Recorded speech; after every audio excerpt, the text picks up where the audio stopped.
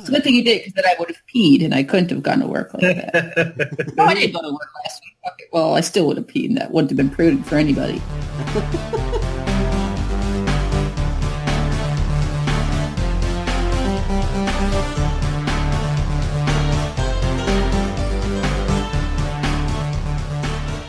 Hello and welcome to Crackcast 292. I'm Ozone Ocean, and with me is the fantastical Mr. Baines. Hello, the fantastical Mr. Baines. Yes! Yes! The marvelous, mystical Pitface. Hello. No! And the terrific, terrible Tanserine. Hello, Tanserine. Hello there. Hello. Oh my god. Wow. That was a persona. That was excellent. Yay. You're going to have to Yeah, expand upon that. I'm developing accents lately, yes. I hope. That was a really good one. I'll have to do that for one of the voices. Yay. So what we're going to be talking about is the art, not the artist. Separating the art from the, you know, when you hear an artist, you know, an actor or whatever, and they're a total arsehole, and you think, oh god, I'm never going to like their work ever again. How do you separate, like, Tom Cruise's crazy Scientology, jumping on couches and being a nutcase from his performances in Top Gun or something like that? Or whatever. That kind of stuff. But before we get into that, we've got the featured comic, which Kwai Dagakse has done. So, Kwai, give us the featured comic, which is Story of the Soul. Hello, this is Kwai Dagakse, and the feature I've selected for this week is Story of the Soul by Scott Falco, and it is rated T for Teen. Sig Trefa has discovered a gem from his father's research that fused with his left hand. For reasons unknown, he and his sister Anna had to leave their hometown and have become full-time squatters in Southtown, a place with too much sunlight. Sig and Anna have teamed up with Ellie, a pink-haired assistant with a bubbly personality who is very helpful with house chores. On this particular day, a new hire named Tessa Gray has arrived at the house, and it turns out she is looking for a job as a bounty hunter. Under the guise of a company named Bigger, Badder Bounties, Sig and Tessa must work together as an unlikely bounty hunting pair and go on a series of adventures to solve mysteries. But hold on. There are dark and mysterious creatures lurking in the shadows of Southtown that Sig spots from the corner of his eye. What are these shadow creatures? Will our bounty hunters be successful? The art is drawn and fully colored with digital ink. Scott Falco has created unique characters with a wide range of expressions. Join the hunt for bounty in Southtown and read Story of the Soul by Scott Falco, rated T for language. And that was the featured comic that Kwai just gave to us. Story of the Soul. Okay, so after that we have the featured music, which is given to us by Gun Wallace, as usual. And Mr. Gun Wallace has given us the music to Cybertech. And this music it sounds like a apocalyptic destruction and the burning of plasma in the dark future epic world. So It's got a bad beat you can dance to. take it away, Gun Wallace.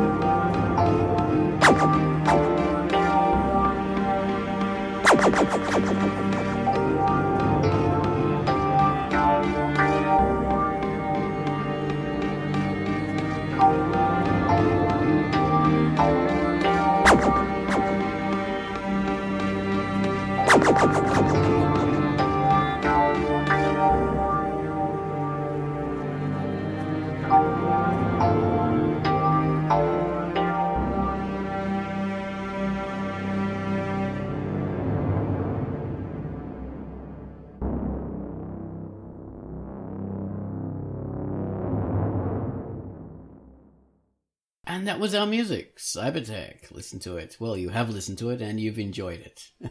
And now, for the slightly less enjoyable part, the rest of the Quackcast. Yay!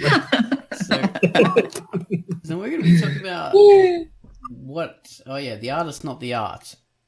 Or the art, not the artist. That's it. So, when have you ever known a beloved artist who disappointed you somehow? I can't think of a good example. No, never. Just don't take any drinks from this guy, okay? End of the Quackcast. I can't think of a good example. End of the Quackcast. And we're out. Just don't accept any drinks from him and you'll be fine. Okay, but it doesn't even have to be that extreme, right? Like that's not. No, that's a perfect example.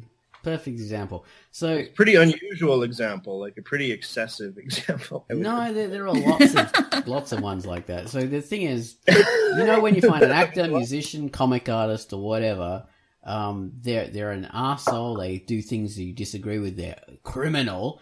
Can you separate their work and still enjoy it from what they've done? Or does it taint everything they've ever made? I've thought about this, and I think I can usually separate the art from the artist. And I don't think that consuming the work of that artist is in any way legitimizes the horrible thing they did or their personality or endorses their criminal behavior or whatever. I still want to Dilbert every day, even though Scott Adams can be a bit of a dillweed. Not too bad, but he's just a bit of a dillweed. Maybe a Dilbert weed? He is. I'm sure I could enjoy the music of Gary Glitter if I ever bothered to make an effort to listen to it anyway, but, because he's a horrible child molester. But I haven't been bothered to. I could even enjoy the music of Ted Nugent, even though he's a bit of a dick as well, but I haven't been bothered to. So... I'm not going to nitpick like this ever, but do you really need the quantifier or the qualifier horrible before you say child molester?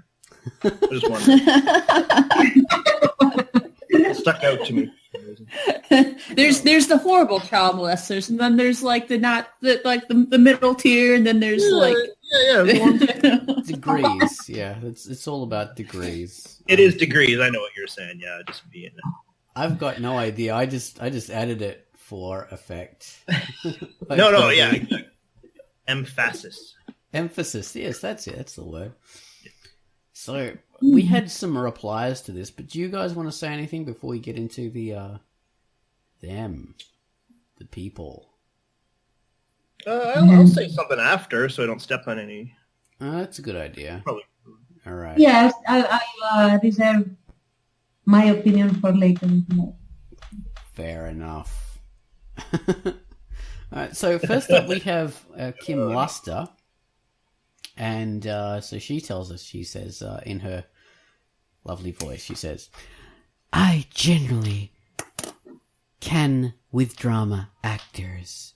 I love Tom Cruise as an actor, but the real life face of Scientology, nut job, can kiss it. Daniel Day-Lewis is a method guy from hell. I love everything he does. I have a little more trouble with comedians. Steve Martin, Chevy Chase are generally considered to be real jerks. And when I see them being funny, and they can be very funny, it often feels a little tainted. Heard similar about Kevin James, and I find I'm not super interested in his new show. Funny that I find in real Ted Nugent more interesting. Not saying I approve of everything he says and does, though. Anything he does professionally. So yeah, that's Kim. She doesn't mind Ted Nugent. Well, I just got out my little red book. I wasn't gonna sing. I went from A to Z. How can you not love that? Come on. I mean, not my rendition, but... Well, that's the only one I've heard, so... Oh, really? Say, yeah.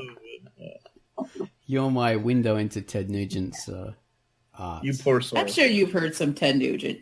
Not that I Cat, would remember. cat fever. If I have, I wouldn't know it was him. Like, this is the first time I heard really? of his name. Well, Yeah. he's a lovely American fellow. He's turned into a bit of a beast. He's a bizarre In a beast fellow. in what way a beast? Well, he loves guns so much that he loves to slaughter animals indiscriminately and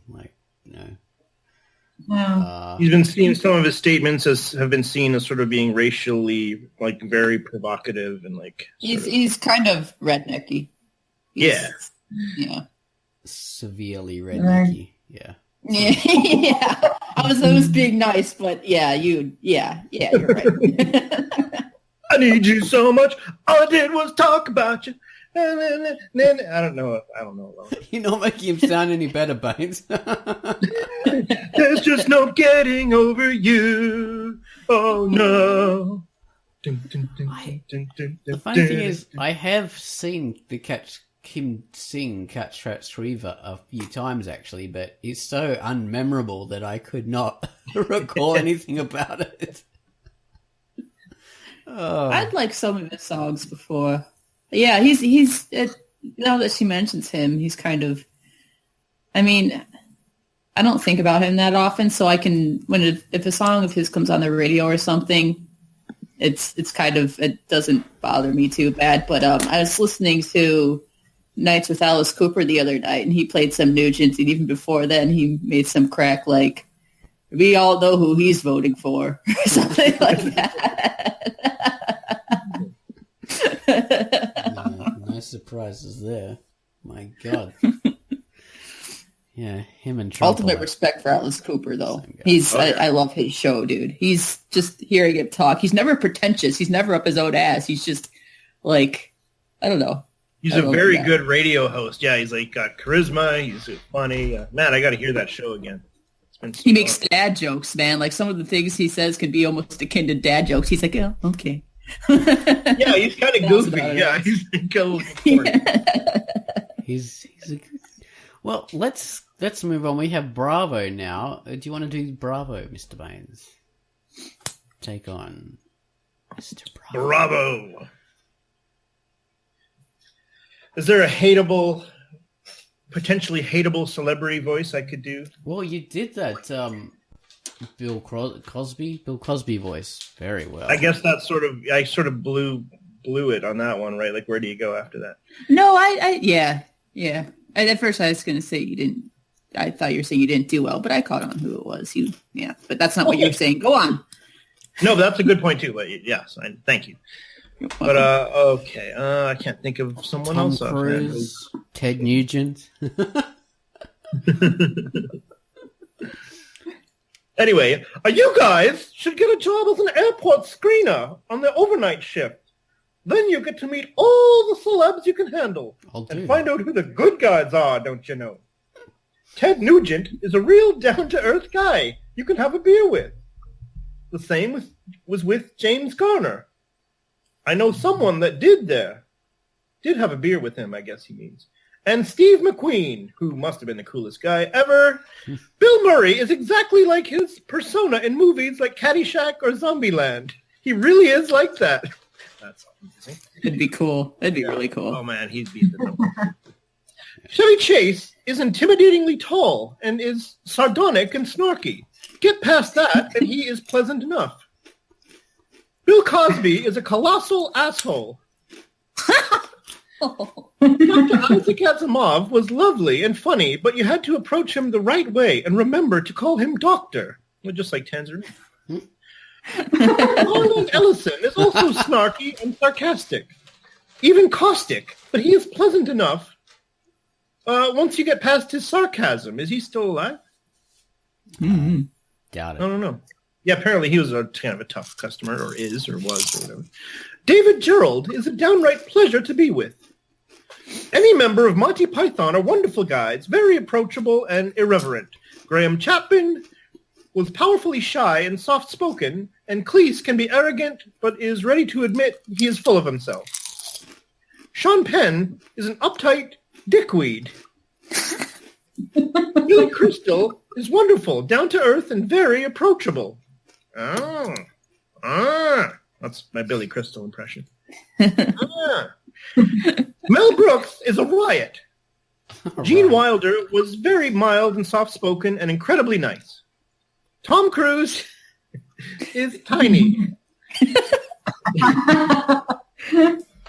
He's like one of those annoyingly yappy dogs. Bruce Springsteen is soft-spoken and gentle, and you never even realize it's him. And until you're right next to him looking at model trains in Red Bank. Robert Plant is very nice and pleasant to breakfast with in Worcester. Clint Eastwood, You're almost there. I know, getting there. Clint Eastwood is wonderful, as was Chuck Heston. A little surprising. Very down-to-earth guys. People you can talk to and who are real. I'm usually inclined to give people the benefit of the doubt, having worked in customer service-related jobs, dealing with tons of people. I know everyone has their bad days, and a smile can break down all barriers. Everyone is fighting their own battles, so I can easily separate the artist from their art. Sometimes, in judging others, we bring along our own prejudices and project our feelings upon them. They're just there, and we take their desire to get on with their life as arrogance or standoffish, when they're just wishing they were any place else but where they are. That's well put, I think.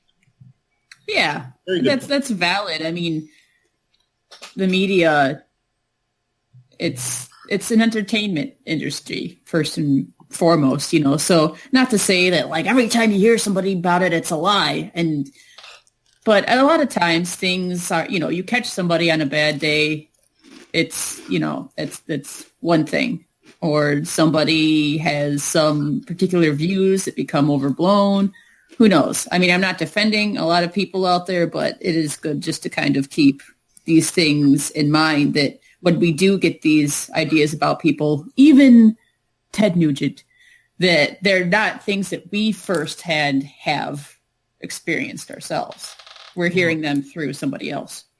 And the thing about, say, someone like Ted Nugent is most of us will never get to experience him as a person. We only know him from his art, which is the music, and from the persona that he puts forward and publicizes. So he puts forward the arsehole persona as, quite publicly. That is another... There's the art side of him, there's the arsehole side of him, and he broadcasts them both equally. So we don't know him as a person, as a guy in his own house. Maybe he's lovely to his children and he pats his dog on the head, very friendly, and polishes his weapons until they're nice and shiny. We don't get to see that part, but we do get to see this part of him. So it is fair in a way to judge him. Well, not judge him, but let that form an impression of him that is the only impression that we can form based on what he gives us. Wasn't there he had a TV show back in the day, didn't he? I've never seen it. You remember that? Yeah, and it was more about like his personal life, but even then with people, like when the cameras are on you, like you're gonna act different. Absolutely. Yeah. Usually though, the trend is that when cameras are on you, you act better than you. Well, yeah. When like Johnny Carson played for his whole life. He played at like a nice version of himself on the Tonight Show, apparently. That would be what you'd expect, I guess. Yeah. Well, we have Ozone replying next. Okay. Oh. All right. So, I replied to Bravo and I said, "Are you talking about people that you've met, Bravo? Fair enough. People are real and all that. But what about those who have done awful things like O.J. Simpson, Gary Glitter, Bill Cosby, Rolf Harris? If you guys don't know, O.J. Simpson was, well, we think he murdered someone. He was found not guilty, but possibly is. Gary Glitter was convicted of child molestation. Bill Cosby was convicted, well, not convicted, but I think. It's under investigation, isn't he? Yeah, under invest. Well, Yeah. people have come forward and said he's done, these, drugged women and had sex with them, and he probably very likely has done that. Rolf Harris, same sort of thing as Bill Crosby. He was an Australian celebrity and British celebrity as well. And anyway, so yes, they did these horrible things. Are we right to imagine that should colour their work? So it's not just about celebs. What about the art of Hitler? So Hitler used to do watercolour paintings. He did quite a bit of writing, very famously. Many associate Wagner with the Nazis, and some people can't stomach his music because of that. Some say the Prophet Muhammad had sex with an underage girl, and it's the reason for them to dismiss all of Muslim culture. Can you appreciate the triumph of the will without thinking of the fact that it was made to glorify Nazism? Or appreciate the retro neoclassical architecture of Albert Speer, and separate the fact that he owed all of his fame to Hitler's gang. So, those are some examples. So it's not all just about how you find a person on a particular day. So there are much greater kind of associations there, Yeah. Strong associations. Quite strong. Yeah. But still, I mean, I know sometimes people go as far as to say that this or that can't be art then because of the associations. And I really disagree with that. That's not rational. Mm-hmm. Yeah, like the stuff can be good. Like, no doubt about it, right? Like if, regardless of like their personal, what they're like in their private lives or what they do, they can be excellent at what they do. This stuff can be like legitimately good. I guess that's the whole question. I still enjoy if there was reruns of the Cosby Show, I'd still watch them. That was in my memory, that was still a very good show. Hitler's Art, well, it's pretty boring stuff, but it's not. There's a couple flaming pieces that skulls I and liked. stuff. Okay. No. It's, But I don't There know. was I would say that Hitler's work is art, and there is skill there. I mean, honestly, I don't know why he was not accepted into the dance. well, Hitler had his ideas, but we don't think those are right. Like, seriously, I mean, Yeah. why was he turned away? I really don't get why he was. He probably I wasn't. mean, supposedly people need to be taught further. But I would never hang something of his on my wall. Yeah. No. I can't. Even without even without, say, if it was just a random thing on the street and not associated, like, say you didn't know that Hitler had made it, which is, it's hard to kind of, in hindsight, assume what you would think, but consider the pieces on their own, not just of Hitler's or that anybody made, that's of a questionable character. And see if you can imagine what you would think of the piece if you didn't know who made it. Mm-hmm. Then I would hang it on my wall. It's Actually, I like it enough to, if not all of them, but there are a couple that I would hang on my wall if they weren't signed by Hitler.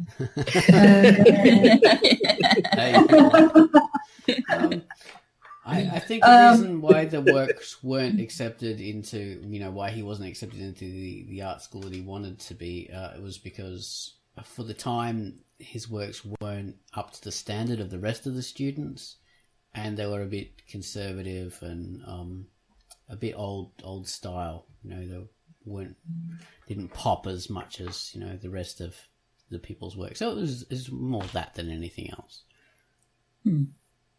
I don't know. I mean, I would want to see who got accepted that particular year, and then I would be able to form an opinion.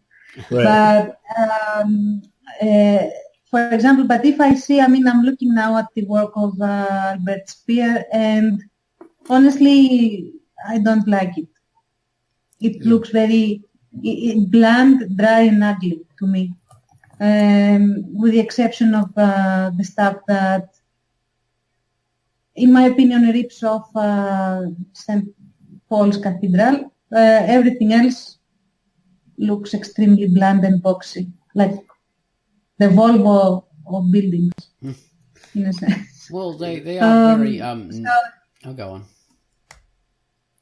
Yeah, no, the only thing is that it doesn't matter that he actually was a Nazi, but in terms of the art, I just don't like it.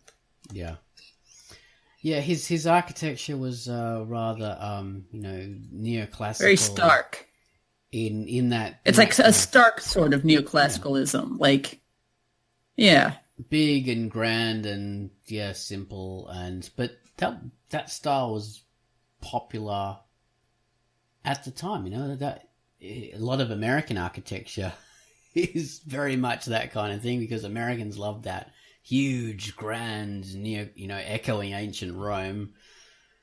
And like it's got a presence to it. Like it's made to look like imposing. Yeah. Which it does. It does. Start was like that in Italy as well. They had a lot of, Mussolini's buildings that he wanted put up were very similar. But yeah, so... I had read, actually, go on. I had, when I was doing my research when I was in Berlin a couple of years ago, because I was studying how neoclassicism was used in the buildings and stuff. And so, of course, I read up on Speer a little bit. And I remember reading something from one of his journals, or I don't know where it came from, but apparently there's this strange kind of piece of information that, the whole, 1,000-year Reich thing and stuff like that, that is supposed to last, a long time. But apparently the architecture was considered with an end game in sight, because part of the reason why he was to choose this kind of style was so that the buildings look good in ruin when they eventually come to ruin. So they're timeless, and all that kind of thing. They would have... leave a good corpse. And exactly. The Russians blew them all up. Yep. Turn them into gravel. Yeah. So that idea failed. But yeah, that's a good point. Well, actually, that part of the idea was no, because a lot of them are just completely gone now. So yeah. He didn't figure that into his thing. Maybe if he built things smaller, then they'd still work. When they'd turn into rubble, it's too big, tiny little roads to find. But too big. Well, next up we have Kim Luster again. But I think someone else should read this. Tans, you can do your new voice for Kim. Tans? Okay. I know I should do that. He's excited! Okay, I'll try.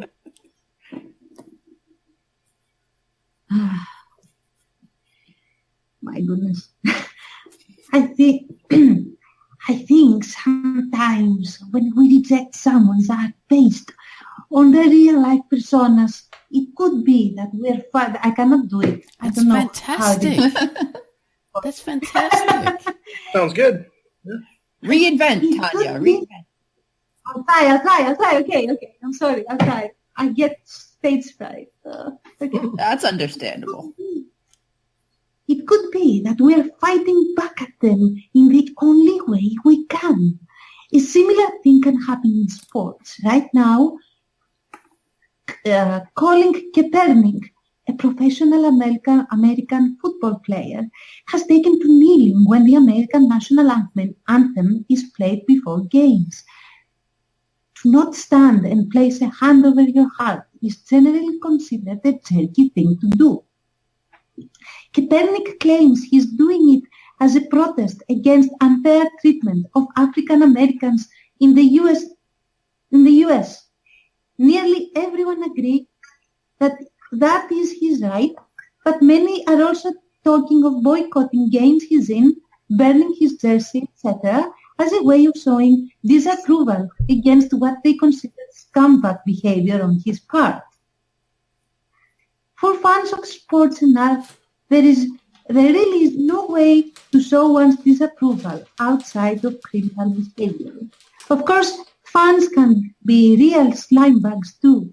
Many times, celebrities and sportsmen aren't near the jerks people target them as. I'd also like to know if Bravo really met all those people. I suspect he has, being in that line of work. And Bravo also, is omnipotent and omnipresent, so he knows everything. But, that's a good point. I really agree with her. I think that we get these attitudes towards celebrities, even ones that we really don't know much about, right? I mean, how many times, say, you can go on Facebook or something and somebody will be bashing something a celebrity has done without really knowing about it. It happens all the time. And it's our way of kind of slapping back, I think, Yeah. Like, I'm thinking, over here in Greece, I have two examples of singers that were, and I'm talking in the past tense now, really big in Greece and really popular and really celebrated. And that just went away in hours after they basically made some public statements that turned against national interests, in a sense, like very anti-Hellenic statements that I could quote, but without the context, I would need to explain, and it's not the point right now. And these guys, like, they have tried to recant, in a sense, or to say, you guys, you got it wrong. I didn't mean this, and that, or someone else said that I said that, and it wasn't something that I said, but it isn't really fixing the damage at all. And this is the only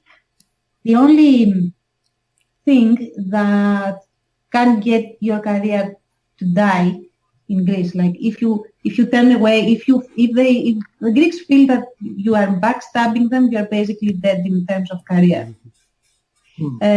And I think that the reason that the audience slams down so hard on these people is because there is a general feeling that, at least over here, that artists are trendsetters and they are charged with the responsibility of safeguarding certain things and helping grow other things, especially in terms of the character of youth or the integrity of a national identity and stuff like that. So if, even the very term of who they are, like artists and actors and things like that, has this connotation in Greek. So when they fall below that standard, and they get blocked, basically. Yeah. But not with stuff from their personal lives. That is just salacious stuff that people enjoy reading, and nobody cares. Well, like they don't actually. Yeah. Go against the artist about that. I mean, if he is a weirdo, he doesn't share, religious beliefs, or he has different sexual identities than the mainstream or whatever, nobody cares. Nobody has ever cared. But if you go against the grain in these particular categories, then it's like a deal breaker. Yeah. For these reasons. So maybe that's why Copernic is facing this sort of thing. Sorry, Copernicus? Not Copernicus. What was this athlete's name? Not Copernicus. Oh, Copernicus.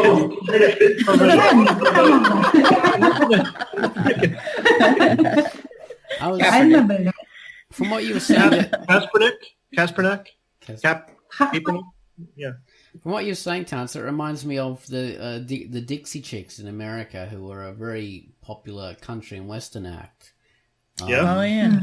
And they criticized then President George Bush Jr. over the whole thing about invading Iraq based on the made-up intelligence, and no radio stations would play them, and they were receiving hate mail all the time because they said something bad about the president and saying they were shunned. Be fighting wars. Yeah, so the fan base could not separate the art from the artists in that at all.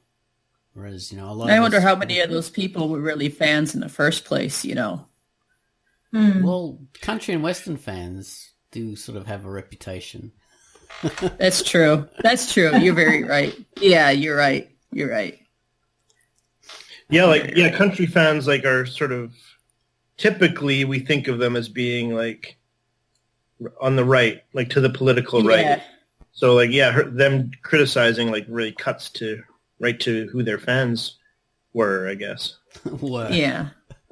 Or whatever. Maybe they came back. Turned out they were kind of ahead of the curve on that one, right? They were. Yeah. Now everybody kind of feels that way. Yeah. Yeah. Poor old Dixie Chicks. Do people listen to them now more than then? I don't know. I still hear of them around in recent years that they're doing stuff. Yeah. I don't know. I wasn't a fan of theirs to begin with, so I'm not sure. You are ahead of the curve, Baines. Yeah, I hated them before it was cool. And then after it was cool, I still maintain the rage, Baines. Maintain the rage. So, Pitt, would you like to give us some used books? Sure. Here we go. I didn't mean that to sound so sure, sure. Okay. Thank you, sure. Knowing someone's personality or interest outside of their art can help you put their art into context and better understand it. Also works the other way around, especially for passionate artists and musicians who express their inner feelings in their work. I don't think art and artist can ever be completely separated, nor should it. Art is supposed to be a form of expression, not solely production. On the other hand, the viewer/listener finds themselves in a work as well. The artist might mean something completely separate from what is perceived. Knowing what an artist intends shouldn't take away from the meaning to those experiencing it, but can add a dimension to it. Art is an interesting melding of expression and experience. There aren't many actors who are artists, though. They are usually performing someone else's vision. Maybe that's why you find comedians an exception. It's not their acting, but their writing, which is more part of them. Comedic work is more improvised and less directed as well. Okay, that's... So she has lent an interesting kind of take on it. So the artist and their work aren't completely separate. So it can be fair to sort of think, you're an asshole. Your work's the expression of an asshole. So from that point of view, but yeah, it's I like that what you said about the comedic actors and comedians. You can get a sense of who they are, sort of, in their work. Because there's a grain of not of truth, but of personal belief in the jokes he chooses to make. Yeah.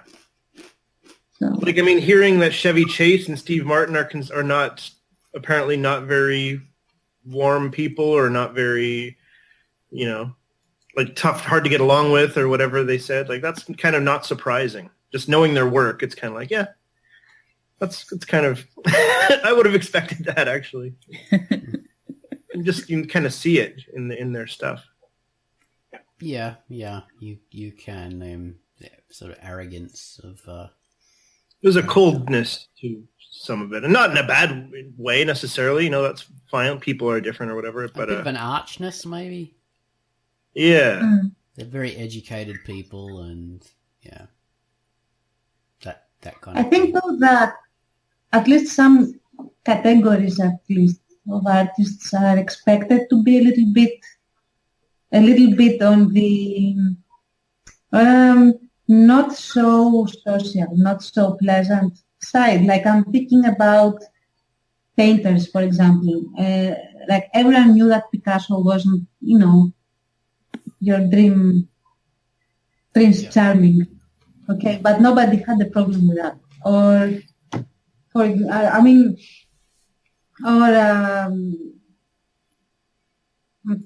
don't know, even Beethoven was considered to be extremely antisocial in his interactions if you got on the wrong side of him for it. But that was okay too. Yeah. Right. So I think that it depends also on what kind of art you are. Like people's expectations are different.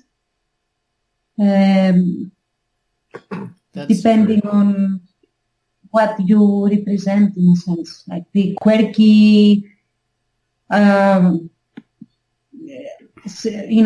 one-sided, troubled, unpleasant, but genius painter or, whatever. But playwrights. The artist, the actor should be, but the actor should be exactly like the popular roles that he or she has played, and not something else or not someone else, and so on and so forth. I think maybe. That's you'd expect that because they're themselves on camera, so you think that's them. And when they differ from that, it's a shock. So next up we have Mr. Bravo Baines. Bravo Baines. So he sort of quibbles a little bit with like acting. Is acting an art or not an art or whatever? Performance is an art. Yeah. Like performance is an art. So now acting isn't an art. Performance is an art. You may not do the writing, but your interpretation of that text is art. Theater and film are collaborative efforts. Ozone Ocean, those were some... Are we going into this? No, you don't have to go through the... because we sort of get a result. So, okay, let's go on to another person. Should we could do some of this. Could I, address a little bit the point that Bravo is making? Sure. About read it then, so people know it. Right? That, he says in the confrontation. Before that, he says his brother is an airport screener, so most of those encounters are his brothers, and also a sister who goes to Broadway and met some performers backstage. And some of the theaters are absolutely claustrophobic, and so there's no not being intimate with the artist. So his sister and his brother were the people who met most of those. So there we have that. The mystery solved. So go on, Tance. Sorry. Well, that's what he says, because maybe he doesn't want us to know that he's actually able to clone himself and be everyone. So anyway, what I was going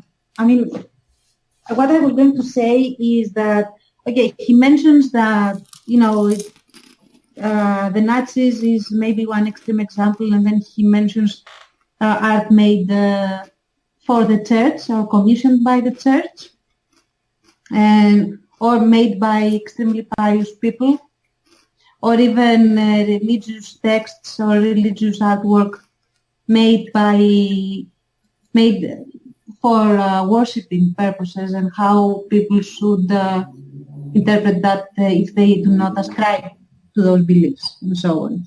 So the thing that I want to mention is that people that painted for the church didn't necessarily ascribe to the dogma, at least, or even the religious beliefs of the church. They just, received the commission and knew that the mainstream way to get exposure and recognition was that. In the same manner that during the hype of Louis XIV, like Louis XIV, it didn't really sell to get artwork with the content of daily living of working class people or, farmers. You needed to paint the nobles in order to get your work recognized. But the subject matter necessarily doesn't reflect what the artist wants to do when we're talking commissions.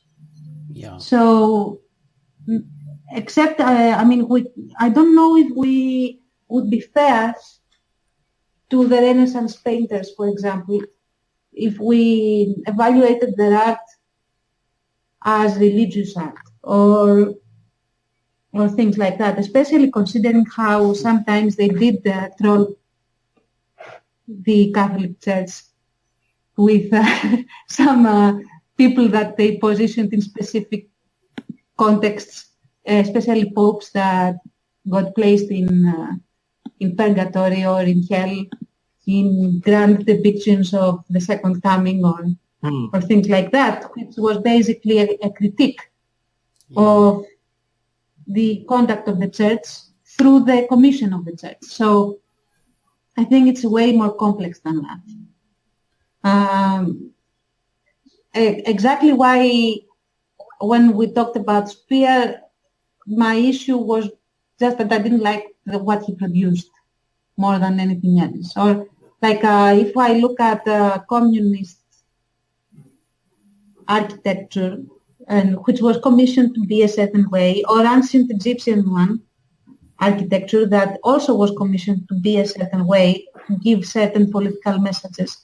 It really doesn't reflect, I think, how the artist feels. Yeah, in this it's not really a case of the art of the artist, is it? In those aspects, it has to be. You have to be able to sort of think about the artist as in terms of Speer, he was definitely a Nazi. He was.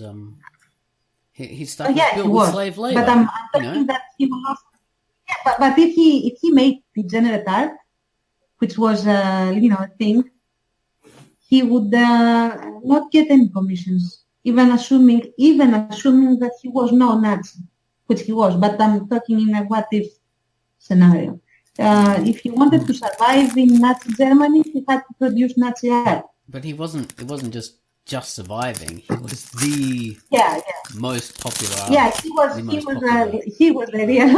real artist represented in his work. But I'm talking in general. I mean, we really need to know a bit about the artist to be able to evaluate how much of themselves and their own, alignment and beliefs and things they put into this work, in the particular work. All right. That's all I'm saying. That's a good point. I think Bravo kind of says that. Maybe I should have read his post, because he sort of does mention that, the context of where they're living, what they're doing, and he kind of, It does sort of blur the original sort of the thrust of things. Yeah, it's one of those tricky kind of things. Well, we do have used books that are applying to him about the actor kind of aspect. So, and he covers some of those things we were talking about. So, Tans, or maybe. Do you want to do used books? Okay. I should. Why not? Okay. I might be cynical. I see too many actors who just suck at acting these days, or directors that don't allow them to shine.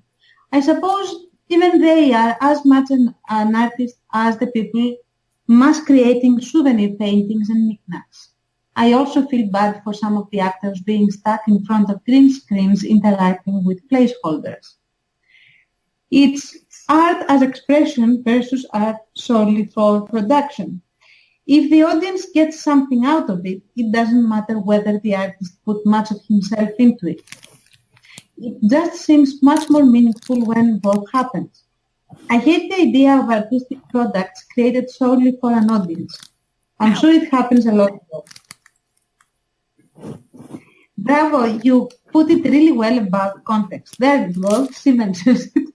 It's nice to have context for any art or artists. I like to observe a work knowing nothing first to find my own angle in it, and then learn more about the artist's background or objective.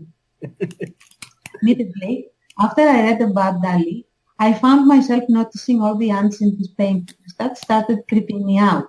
I never gave them much thought before.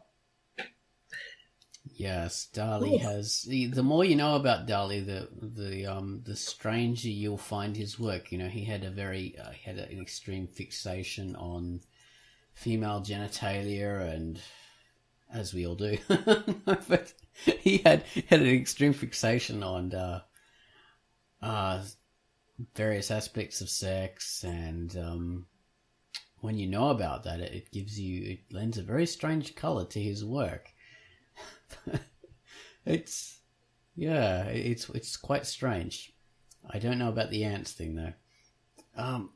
So I made a post as well, sort of replying to some of the things that came up here, and I'll skip some of them, some of the things that I said. So I'll start off. To Bravo. I don't think context and people are people, etc., really explains away the criminal acts of artists. Rape, child molestation, murder, etc. I can understand if the knowledge of those crimes colours the experience of the creative works of those people. You know, for some people, you know, maybe I can look past them, but I can understand if some other people can't look past the fact that the artist was a murderer or a child molester or whatever. So that's not just something you can say, oh, people are people. Some of us are child molesters, some of us are murderers. It happens. So that's rather a more significant thing. So to use books... you know what? Different strokes for different... Yes. To use books, an actor is an artist in the context that we were talking about here, because when we see their work, that is their art. You know, that is an example of their art that they are producing on a screen. You know, that is the product. She's right, though, in that the work of an artist is an expression of themselves, but they're not always the same person they are when they made it. For example, Hitler wasn't the monster he was when he did his nice little watercolors of buildings and all that kind of stuff. O.J. Simpson wasn't a murderer when he made The Naked Gun, etc. So, you know, those things happened. They committed those awful things after they created those works. So it's not always about lending more color or more context. So some people, sometimes people like works more because of the reputation of the artists. Say Byron or Hunter S. Thompson, Aleister Crowley. Aleister Crowley, his artwork and his poetry isn't that great, but some people love it because of he's got this amazing reputation for everything else that he did. Hunter S. Thompson, he did do some things that are fantastic, but people like it more because, you know, he led a crazy life. Same with Byron. For Kim, I don't know whether fighting back at an artist or a sports person, using their work against them because you don't like the person, is that appropriate? I'm not sure, but I tend to think that trend is wrong. You know, criminalizing their work or persecuting their work because you don't like the artist. To be fair, she didn't say that. She said boycotting. Well, it's the same sort of thing. That is an example of... not watching a movie of someone you don't like? How is that the same thing? Well, like encouraging others to boycott it, you know, that kind of thing. You're saying, okay, and burning we're going to encourage everyone to protest this movie and not watch it, so that no money goes to it, and then it destroys the film or whatever because no one's paying to watch it, that kind of thing. Or no one to go and pay and see the sports team, and people take away their advertising from it, which, you know, hurts the sports player. Freedom of speech, baby. So, yeah, that kind of stuff. Anyway. I remember Alan Moore, speaking of Aleister Crowley and what you're talking about, I read an article by Alan Moore, who hates the great, fantastic writer who hates the movies that are made out of his comics, who said that he was going to work against Watchmen, the Watchmen movie. But he was going to do, like, he was an Aleister Crowley sort of fan or devotee or whatever, and he was going to work some mad black juju to damage the movie. How about that? Does that fall into it? Doing magic spells? Yes. Yeah. Rather less effective, as it turns out. I don't know. Some people hate that. I don't know. Ask the Cubs, man. That old man that he wanted to bring his goat into the game, but they wouldn't let him. Oh, so he cursed them, and they haven't won a game since, God, when was it? Or they haven't won a World Series. Not World Series. What the hell do they call it in baseball? World Series. Yeah. Yeah, that's right. Yeah. The Stanley Cup. So, yeah, no. No, that's hockey. You almost got me. Damn Canadian. I'm just so used to, yeah. Well, you don't mess with goats, man. They wouldn't let him bring his goat in. That was probably That's Black right. Phillip. Probably Satan, that goat. Yeah. And Satan likes his baseball, man. Exactly. Yeah, it's all about the baseball. It's in the scriptures. It's true. Look upon my works. Look on my works, ye mighty in despair. That's all humanity is, Dick. Yeah. I just thought it'd fit into this topic generally. So Yes. I can't remember that. Was that Shelley who... I don't know. I'm not as to pretend. Shelley. Yeah. Well, next up... Percy. Shelley. Percy Black. Shelley, Mary Shelley, who was his wife and did the great Frankenstein. Absolutely. And that fits in with horror, so... And October. There we are. Brilliantly timed. Yay, October! So next up, let's jump to Kim. Kim Luster. I just read out the ozone, so I think... Which was like 2 lines. Okay, I'll do the Kim. Okay, and Kim says, ozone fighting back is instinctual. I think it may be the root of why so many choose to reject the art of an artist. Otherwise, they're reprehensible outside of their art. I think most snap judgments are made of this nature. We have to use our higher brain levels, not your lower ones, to separate the art from the artists. And lots of people can't or don't try to do that. People associate everything that comes from the person at the art, their music, their writing, their accomplishments, their family, that the person did. It's why the children of repugnant people are often the subject of ridicule or even violence. It's guilt by association. We all have that tendency. But I actually agree we should try to rise above that. So yes, reject the art to fight. So yes, reject art to fight back is wrong, though I prefer thinking of it as an inability or refusal to rise above. Nevertheless, we have to accept the reality of it. If a work manager scours your social media and finds things that reflect badly on you, they know that it can also reflect badly on the company and demand you clean up your act. So all those images of you with strippers and being very drunk, you have to clean them up before your employer sees them. Any artist with any sense should recognize that this as well. If I want to sell my music, maybe I should be a bit more careful about doing things that could piss off my fan base. Ooh. Yes, sir. Oh my god, it's hard retaining the voice for so long. I've got no blood left in my brain. No oxygen. Oh. You know, I think though that first part especially is right. It's a difference in thinking. I mean, how much of a critical thinker are you will project itself in how you judge others. You know what I mean? And how nuanced you believe a situation to be. You know, I'm not saying that, you know, don't ever judge people. It is instinctual. It's part of what we do. But the more of a critical being that you are, and the more of an intelligent being you are, I'll just say it, the more aware you'll be of your judgments and if they're credible or not. So the more you can separate that, so you're not going to hate someone because they have a bit different political viewpoint. You're not going to hate the work of someone because they have a different political viewpoint to you. You can rise above that because you're critical, basically. Yeah. That's very intelligent. Whereas if you're emotional, you can sort of... Yeah, but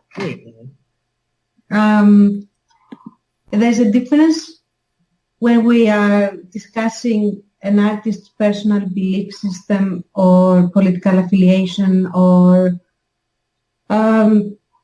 personal life choices, and difference when we consider an artist's criminal record, I think. Well, of course. So I think... Like you were saying, Oz. Yeah. I just feel to actually really say it because, I mean, of course, you should draw a line between these two. What an artist believes is his or her own thing, and you should be able to enjoy the art regardless. But an artist, I think, has a responsibility to society a little bit more than your average person because they potentially say and serve as an example to several other huge groups of people, not usually, but often some young people that are in their forming years, and you have a responsibility towards these people to not cause them potential harm by giving an example that certain things are okay, quote unquote, because you don't receive any flack for it and you don't get any repercussions and you don't get any clear and obvious consequence from it. And I don't think that a person should be separated from his art if they did something like, when I'm saying crimes, I'm talking about serious, of course, crimes, okay? Not, I don't know, God. Yeah, drunk driving, that kind of thing, Child molestation. Horrible child molestation. Horrible child molestation. or super atrocious child molestation. Like, I think that this person's art should be linked to who he is and what he is, and should be painted in a sense. Well, I don't think because people idolize the art. I mean, people, especially young people, they also idolize the artist. They don't just listen to the music or look at the art or whatever. They also want to know everything there is to know about the artist and be like him or her and so on and so forth. Absolutely. You're completely right. I mean, the artist has a responsibility, not to say that you also need to whitewash yourself, but pick and choose what's important enough to you to say or to express or to have made note about yourself, Mm-hmm.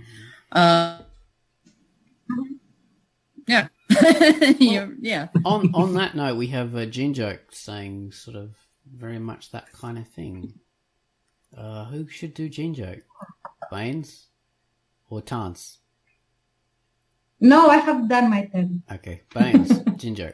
Baines looks ripe for the pickings. Baines joke. Baines joke.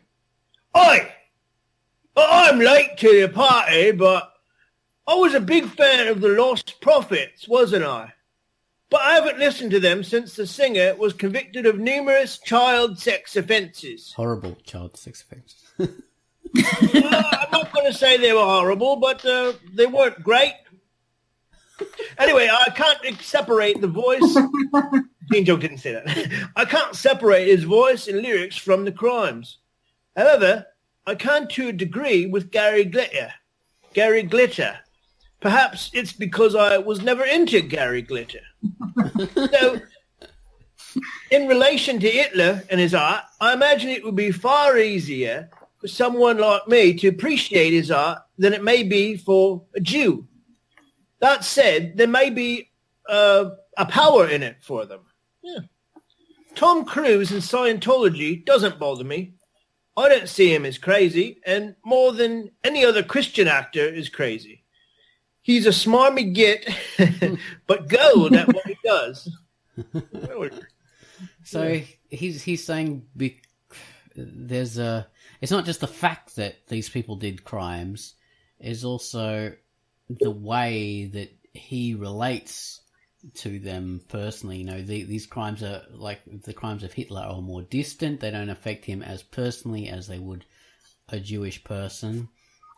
Gary Glitter, they don't affect him as personally either because he was a singer from, before his time pretty much, and, not someone who he really heard the music. He didn't feel betrayed about it because he wasn't a fan to start with, whereas he was a fan of the Lost Prophets and he did feel betrayed, so he feels it more personally. So the fact of the crime isn't the important thing, but it's the feeling related to it, how personally he is affected by it. That's where he's coming from, which is an interesting point of view. Yeah. Mm-hmm. Okay. I have to say that I have felt that really, really strongly, and it's a very bitter feeling, especially if you really like the art. Yeah. Like in my case, like one of those two singers, he was the voice of pretty much every political song after. I mean, junta and post-junta political songs. He was the voice for those, and then whole generations grew on these songs and the way that he performed these songs. In a very iconic voice and everything, which is really, really nice, beautiful, you name it. And then this guy comes out as a total sellout, exactly against everything he sang, like in the most absolute and no, there's no ignoring for what he said and what he did, because it was a combination of public statements and actions. And you want to listen to these songs, but you can't with his voice. Everyone is desperately searching for different interpretations by different singers because it hurts to listen to this person. It's not, it creates an emotional reaction. Yeah. And that hurts more than anything else, actually. Like you really wish you hadn't known of what he did and what he said, so that you can continue to listen to it. Okay. So, yeah. So that makes that a much greater association, much greater the betrayal. Well, next up we have Kim Luster again. Damn it. Okay. Kim Luster says, no, Tom Cruise isn't necessarily any crazier than any other whack job who takes his religion too seriously, like Mel Gibson in his torture porn version of Christianity. But at least those two cling to the mainstream religion, and they have tradition, upbringing, mind molding, etc., as somewhat of an excuse.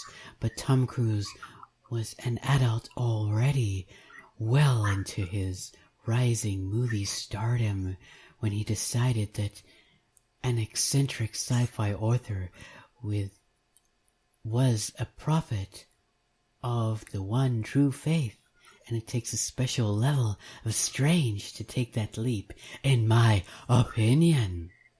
Well, there we are. So, Kim Luster feels a more personal connection to the fact, and a bit of more betrayal that Tom Cruise became a Scientologist and behaved crazy. Well, no, not really. It's the fact that she gives Mel Gibson, who's a crazy Christian, a bit of a a free pass because, you know, a lot of people are brought up that way. So that's a mainstream thing. Whereas for Tom Cruise, I know. he made Mel an Gibson is intelligent... also... Go on. Mel Gibson is also raping history consistently. So Yeah, he does that all the time with everything. Yeah. Basically, he sort of acts in inappropriate, salacious manners to any piece of history, religion, or art that he actually touches lately. So I don't know if... as well as being a crazy Catholic. Yes. Like super crazy. The craziest you could possibly get. Maybe his raping of history comes from being a crazy Catholic because, because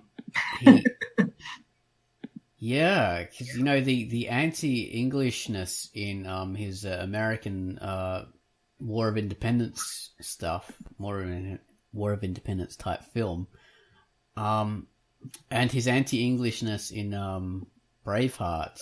Maybe that stems from Irish Catholic kind of stuff. Yeah, maybe that's a secret.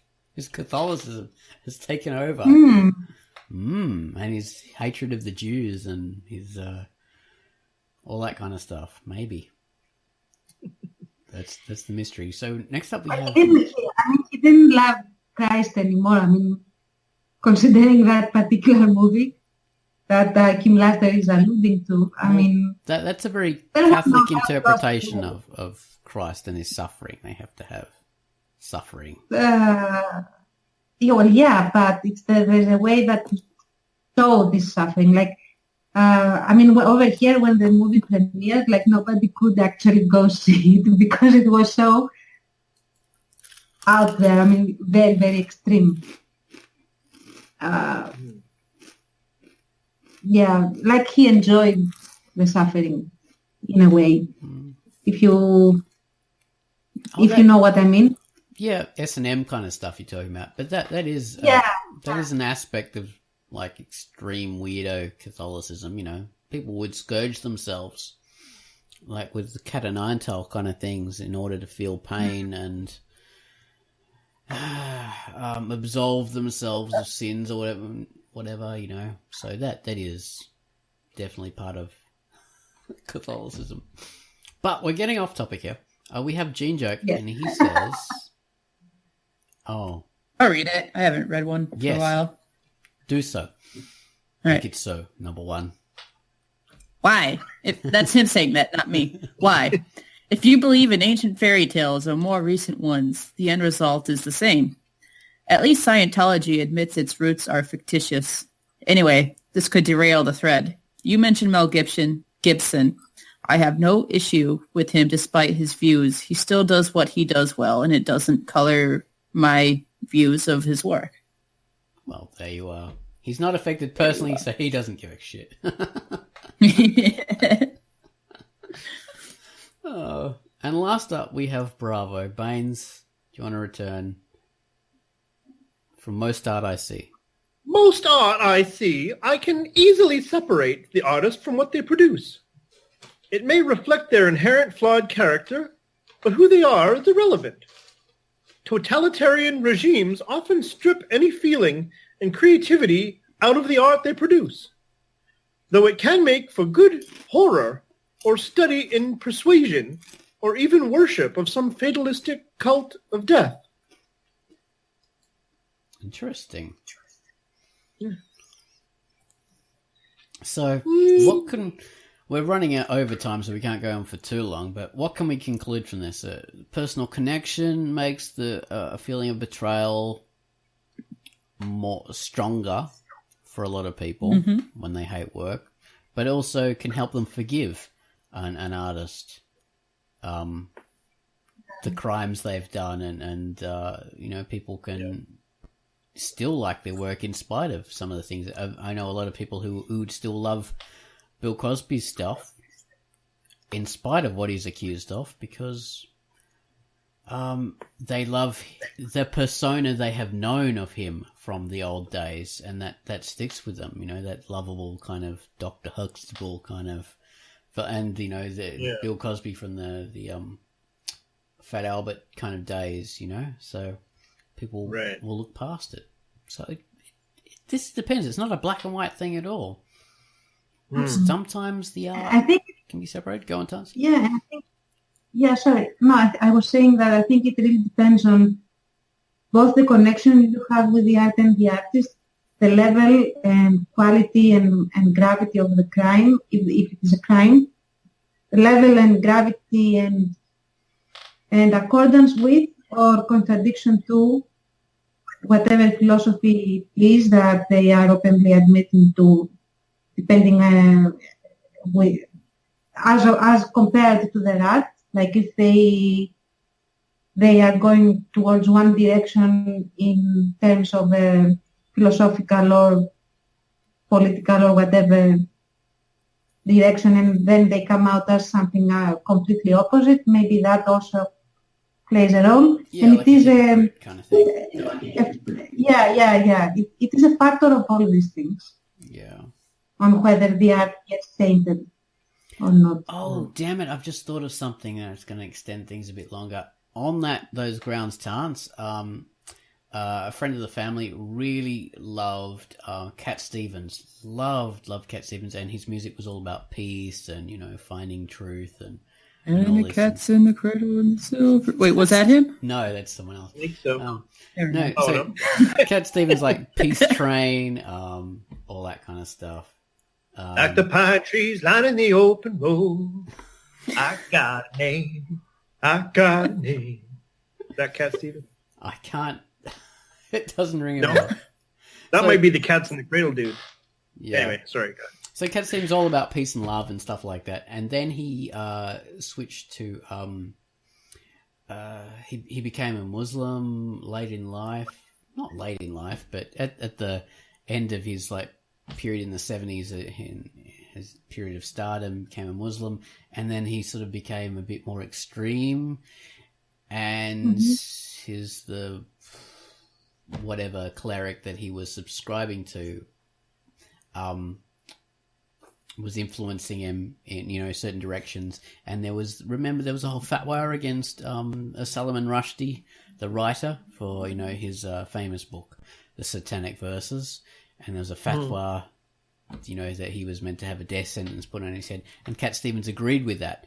And this friend of the family who I'm talking about, he was extremely offended by that, and he hated all Cat Stevens' music then, even though he loved it before, because that betrayed his, the philosophy, and that he agreed with. So exactly what you were saying, Tance. He felt like he was the ultimate hypocrite, agreeing with, putting a death sentence on someone from, this person who used to be about peace and love and all this kind of stuff, absolutely betraying his But you know what? I would be okay with that. I would still listen to his peace and love music, and the reason is that he wasn't hypocritical about it. His music changed along with when his convictions changed. So, for the particular part of his life that he wasn't a Muslim or an extreme Muslim or whatever, he was actually being sincere. So I would listen to that more easily than, for example, if he was a Muslim all along and, singing about peace and love when he really wanted to bomb people or whatever. Yeah. The early music was from a different time in his life and had nothing to do with those later beliefs. So that makes a good point. Now, it shouldn't colour his views, but people are people. That's how this guy was. Yeah, that's my personal stance. Like, my approach would be, I would say, poor guy, what happened to him later, but I would still listen to the particular period of his work. And that's my point of view as well. Anyway, so that's another thing. If you want to be you, be you. There you are. If you want to be me, Harold be and Maude. me. Great movie. The million. Oh, yeah. Was that in Harold and Maude? Yeah, that was a great movie. It was. All right. So have we got any last things to say on this great long we could have talked about like webcomics and more modern creators where, there is more of a personal connection and people like creators and artists and comic makers, online musicians talk about themselves way more. Most webcomic artists are assholes and dickheads, so you should, you should separate their work from themselves. Yeah, don't read any of their blogs or anything, or it'll destroy your view of their comic. That's. I've definitely seen like people commenting like author notes and stuff like that, and like, even though they're talented and enjoy their comic, like sometimes I'll see them. I don't know, the way they react to something, or I'll see something like, I won't say character flaw, but I perceive it to be like why would you handle things like that? Like it puts me off. Even if I really like the webcomic, then I'm kind of like, I can't really, I don't want to read it. As an admin on Drunkduck, dealing with, you get to see a lot of sides of people that even other comic creators did not see, the behavior of certain people, and that did turn me off their work. I have to say that I could not separate their work from their character, knowing, they abused other people, they would, just behave abominably, and I could not enjoy their work. Yeah. So you feel almost like you're gratifying them if you continue, even if you don't step out and say, oh, what you're doing is okay anyways, even if you stay quiet about it, but continue to read their work, somehow you still almost feel like you're gratifying them for their behavior. Yeah. Yeah. And, well... Yeah. I can't remember the names, fortunately, so I'm not going to well, no, don't anyone, but yeah. Yeah. So, even though I got your email, I got the message. Don't you worry. You'll stop doing that now, Vance. Yeah, even though I say for most people I can separate the art from the work, there are times, it just depends on your personal connection. The closer it affects you, the harder the time you have separating it. So I think that's the answer. And it's not about being flawless. Like I kind of I love webcomics and the fact that you see people's author notes and comments, and you kind of get to know them personally and stuff. Like they don't have to be perfect or whatever, but it's just I guess it's maybe someone who refuses to. I don't know what the exact situation would be, but like I think for me, it's been when someone like refuses to see another side. But in a dickish way. And people can stick to their guns and stuff. That's great. But, see, we're trying to end the Quackcast, and I'm just going to sort of ramble. So, I'm sorry. Forget it.